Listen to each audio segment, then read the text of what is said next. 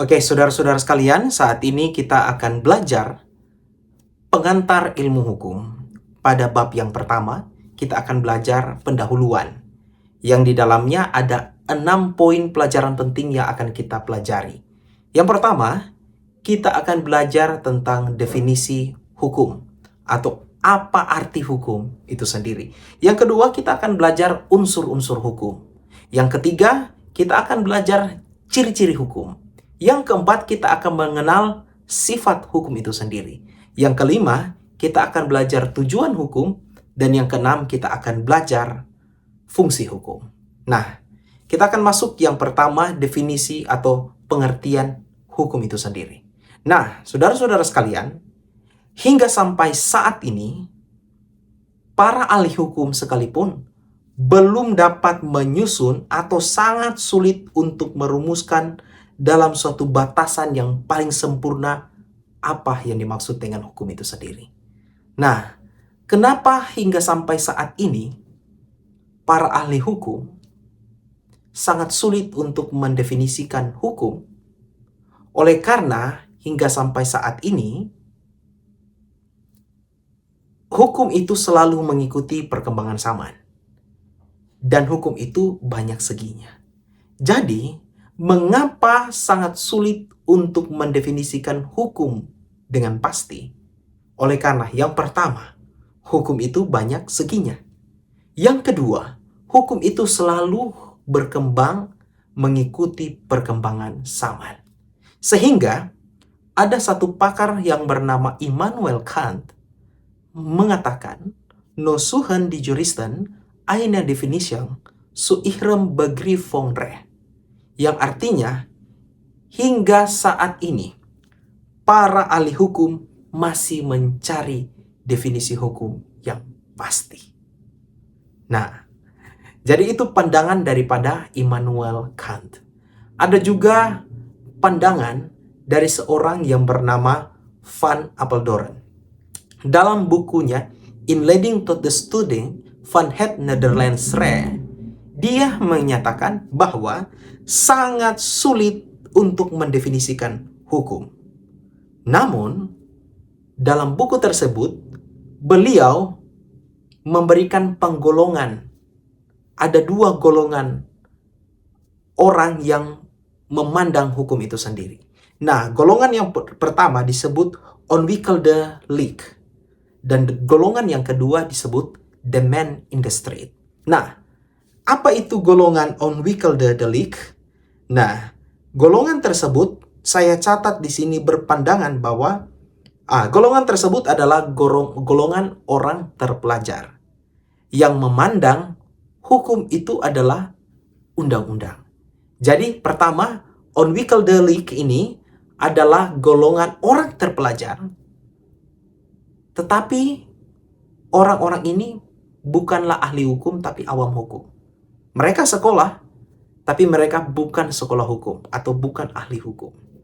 Dan mereka memandang hukum itu hanyalah merupakan undang-undang. Hukum hanya merupakan rentetan pasal-pasal yang ada dalam undang-undang. Sedangkan golongan yang kedua disebut the man in the street. Sekali lagi, the man in the street, yaitu golongan orang-orang jalanan yang memandang hukum itu adalah pengadilan, polisi, adalah pengacara, adalah hal-hal yang konkret yang dapat mereka lihat secara langsung. Jadi perlu diingat oleh mahasiswa Fakultas Hukum bahwa Van Apeldoorn membagi 2 golongan ini, yaitu onwikkelde leek dan the man in the street. Nah, akan tetapi saudara-saudara sekalian, Van Apeldoorn sendiri mengatakan bahwa hukum adalah masyarakat itu sendiri ditinjau dari segi pergaulan hidup. Hukum adalah masyarakat itu sendiri ditinjau dari segi pergaulan hidup. Nah, selain Van Apeldoorn, ada juga namanya Utrecht. Saya kutip di sini, Utrecht dikutip dalam buku CST Kansil, memberikan batasan atau definisi hukum. Menurut Utrecht, hukum adalah himpunan peraturan-peraturan yang di dalamnya ada perintah-perintah dan larangan-larangan yang mengurus tata tertib suatu masyarakat. Karena itu harus ditaati oleh masyarakat. Nah, di dalam definisi hukum menurut Utrecht, saya melihat ada beberapa unsur di dalamnya. Unsur yang pertama, hukum itu adalah himpunan peraturan-peraturan yang di dalamnya. Jadi hukum itu adalah peraturan, himpunan peraturan yang di dalamnya ada perintah dan larangan. Nah, yang kedua, hukum itu ada untuk mengurus tata tertib suatu masyarakat. Jadi kehadiran hukum itu mengurus tata tertib pergaulan hidup dalam masyarakat. Dan karena itu harus ditaati oleh masyarakat.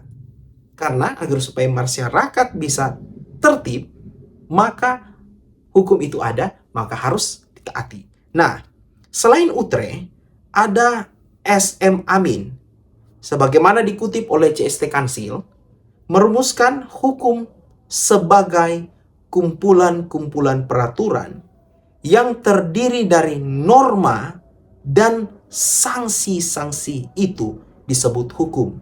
Dan tujuan hukum itu adalah mengadakan ketertiban dalam pergaulan manusia, sehingga keamanan dan ketertiban terpelihara. Agar keamanan dan ketertiban terpelihara di dalam masyarakat, maka harus ada kumpulan peraturan yang di dalamnya ada norma dan sanksi. Nah, itu menurut SM Amin.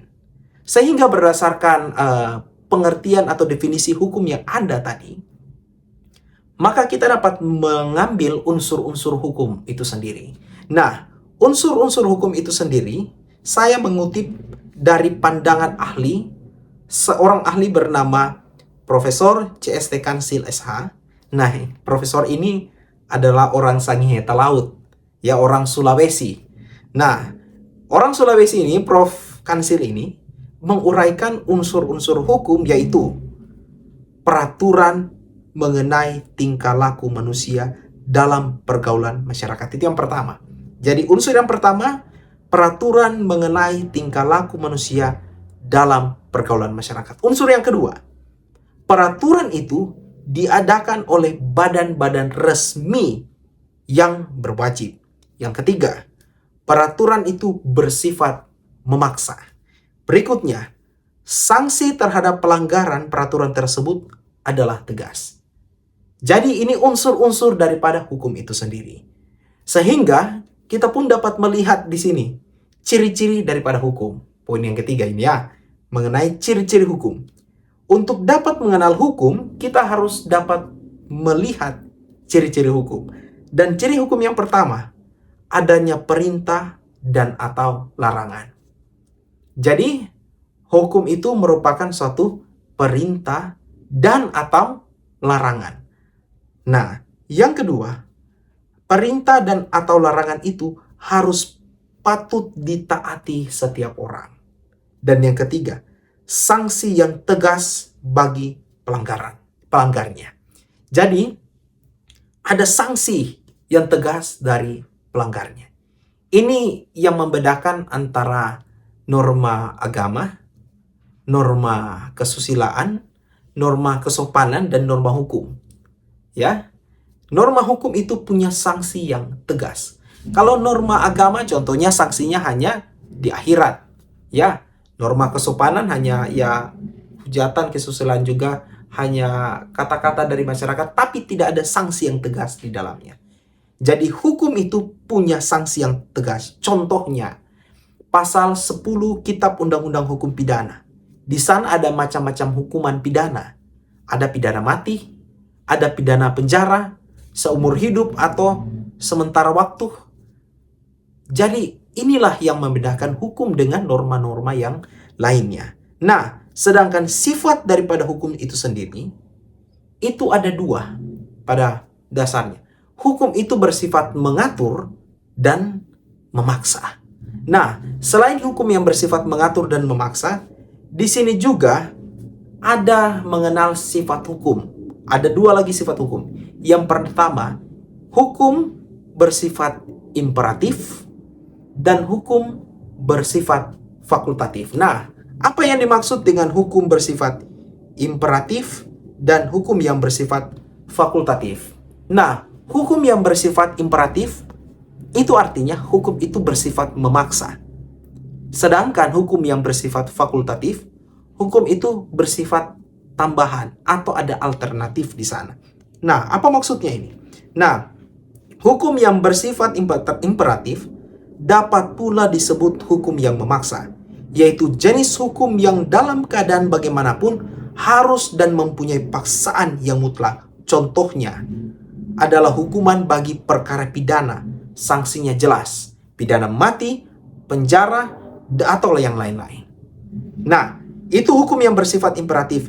Dan biasanya hukum yang bersifat imperatif ini itu ada pada hukum yang sifatnya publik. Contohnya hukum pidana, ya.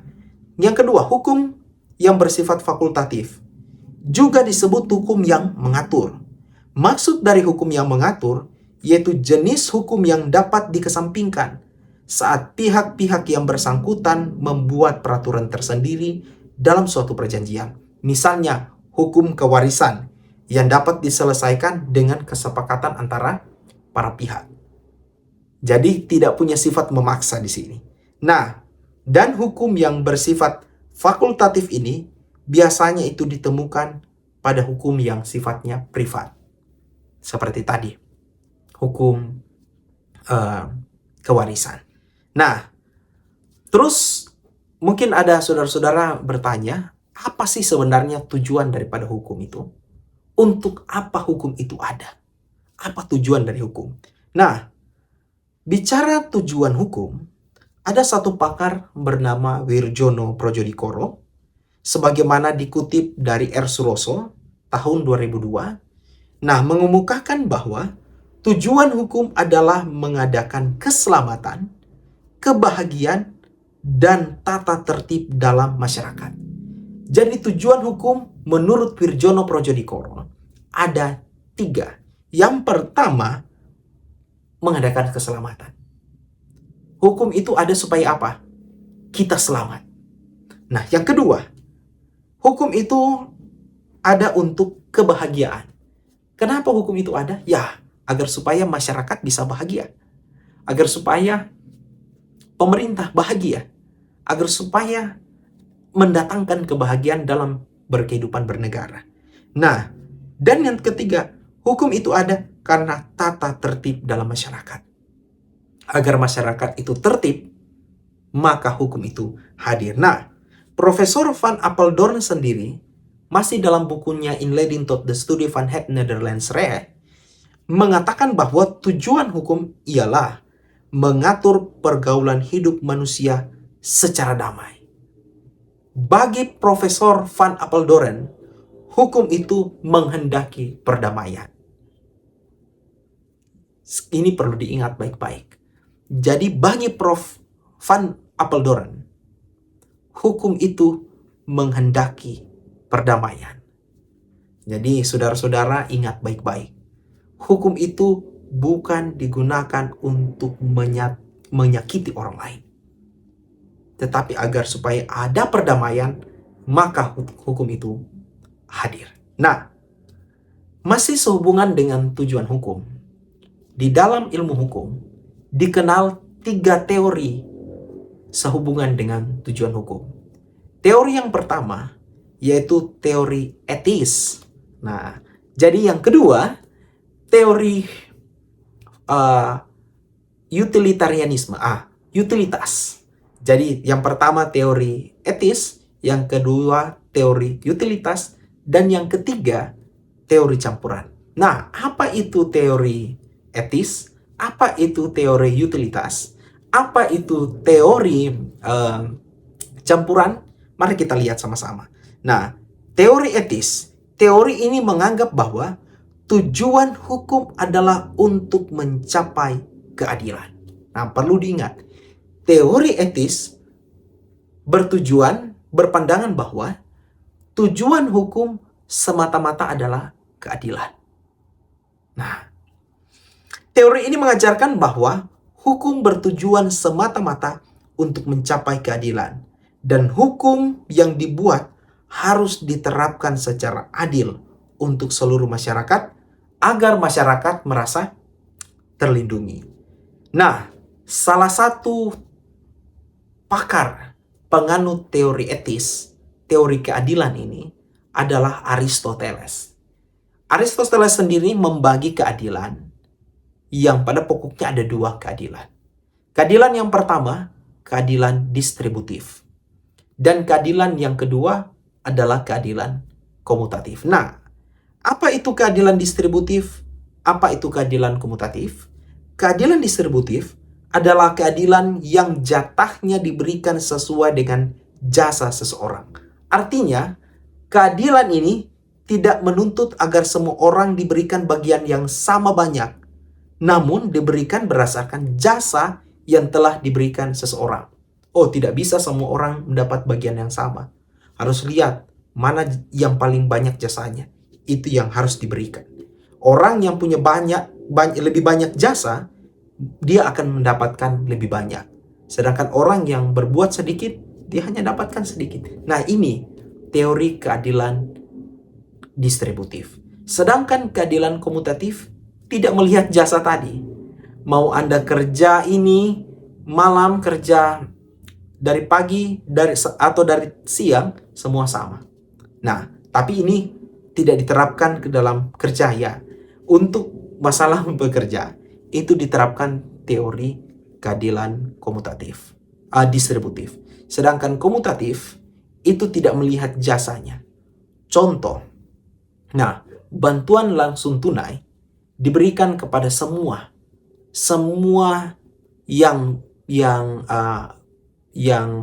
pada dasarnya adalah orang miskin. Tidak melihat apakah orang miskin itu kerjanya pagi, siang, sore. Tidak melihat itu. Semua diberikan sama. Nah, itu salah satu contoh teori keadilan komutatif. Nah, teori yang kedua, teori utilitas. Nah, teori utilitas ini salah satu dicetuskan oleh seorang yang bernama Jeremy Bentham. Nah, Jeremy Bentham pernah berujar bahwa the greatest happiness for the greatest number adalah tujuan daripada hukum. Jadi, menurut teori utilitas atau teori kemanfaatan, tujuan hukum adalah memberikan kebahagiaan kepada sebanyak-banyak orang. Sehingga ada istilah yang dikenal the greatest happiness for the greatest number. Kebahagiaan yang sebesar-besarnya untuk jumlah manusia yang sebanyak-banyaknya. Jadi, menurut teori ini menganggap bahwa tujuan hukum untuk memberikan kemanfaatan yang besar bagi jumlah manusia yang paling banyak. Jadi, poin yang perlu ditangkap di sini adalah teori utilitas bertujuan untuk memberikan kebahagiaan yang sebesar-besarnya dari sebanyak-banyaknya orang. Oke, sedangkan teori yang ketiga, teori campuran. Nah, teori campuran diterangkan oleh Sudikno Mertokusumo bahwa teori campuran ini dapat dikatakan sebagai jalan tengah antara teori keadilan atau teori etis dan teori kemanfaatan atau teori utilitas. Nah, menurut salah satu pakar yang menganut teori teori campuran ini adalah Mokhtar Kusumatmadja. Saya akan baca pendapat Mokhtar Kusumatmadja. Menurut Mokhtar Kusumatmadja, tujuan pokok hukum adalah ketertiban. Kebutuhan akan ketertiban adalah syarat yang fundamental bagi adanya masyarakat yang teratur dan damai. Kemudian, untuk mewujudkan kedamaian, masyarakat harus diciptakan kondisi masyarakat yang adil dengan mempertimbangkan kepentingan satu sama lain dan mendapatkan apa yang sudah menjadi haknya. Jadi, menurut Mokhtar Kusumatmadja yang menganut teori campuran, bahwa tujuan daripada hukum itu adalah ketertiban dan perdamaian. Dan untuk mencapai ketertiban dan perdamaian ini, dibutuhkan keadilan. Artinya, masyarakat harus diperlakukan adil. Dengan, di sini dibilang, memperhatikan kepentingan satu sama lain. Dan satu sama lain itu harus mendapatkan haknya. Jadi inilah pandangan daripada teori campuran. Nah, ada satu pakar lagi yang bernama Gustav Radbruch. Nah, Gustav Radbruch ini itu menyampaikan bahwa ada 3 tujuan hukum, yaitu ada kemanfaatan, ada kepastian, dan keadilan. Nah, dalam melaksanakan ketiga tujuan hukum ini, menurut Gustav Radbruch, jadi perlu diingat, Gustav Radbruch bilang ada 3 tujuan hukum, yaitu kemanfaatan, kepastian, dan keadilan. Dan untuk mencapai tujuan ini, ketiga tujuan hukum ini, itu harus menggunakan asas prioritas. Jadi yang lebih diprioritaskan mana? Kemanfaatan, kepastian, atau keadilan? Nah, tetapi Gustav Radbruch sendiri mengatakan bahwa yang paling diprioritaskan adalah kemanfaatan. Baru kepastian, baru keadilan. Nah, itulah pandangan daripada Gustav Radbruch. Nah, itulah tujuan hukum menurut para pakar. Para pakar yang boleh kita pelajari saat ini. Dan yang terakhir, kita akan masuk ke dalam fungsi hukum itu sendiri. Secara sederhana, hukum itu memiliki fungsi, ada 3 fungsi yang saya mau bagikan saat ini. Fungsi yang pertama, menurut Friedman dan Roscoe-Pound. Jadi Friedman dan Roscoe-Pound mengatakan ada 3 fungsi hukum. Yang pertama, sebagai sarana pengendali sosial atau social control, yaitu sistem hukum menerapkan aturan-aturan mengenai perilaku yang benar atau pantas. Jadi, hukum itu berfungsi sebagai alat kontrol sosial yang mengatur, ya, hal ini yang pantas dilakukan, hal ini yang tidak pantas dilakukan. Yang pantas dilakukan tidak mendapatkan hukuman, yang tidak pantas namun dilakukan itu akan mendapat hukuman. Nah, yang kedua, hukum sebagai sarana penyelesaian masalah, dispute settlement. Apabila ada masalah, hadirnya hukum akan menyelesaikan masalah. Itu fungsi hukum. Yang ketiga, sebagai sarana untuk mengadakan perubahan pada masyarakat. Dengan adanya hukum, diharapkan ada perubahan di dalam masyarakat. Nah, jadi contohnya seperti apa? Nah, sekarang ini ada gugatan calon presiden, standar umum presiden dan wakil presiden. Nah, hukum sanggup memberikan perubahan terhadap standar. Namun, untuk masalah standar umum, umur dari calon presiden dan wakil presiden, kita serahkan sepenuhnya kepada MK. Nah, kira-kira ini adalah pembahasan kita yang pertama terkait pendahuluan untuk mata kuliah. Ya, kami pelajari ini mata kuliah pengantar ilmu hukum, ya. Pengantar ilmu hukum yang mana kita sudah membahas 6 poin penting, yaitu definisi hukum, yaitu yang kedua unsur-unsur daripada hukum, yang ketiga ciri hukum, yang berikutnya yang keempat sifat hukum, yang kelima tujuan hukum, dan yang keenam fungsi hukum. Semoga ini bisa bermanfaat bagi kita semua. Salam penegakan hukum.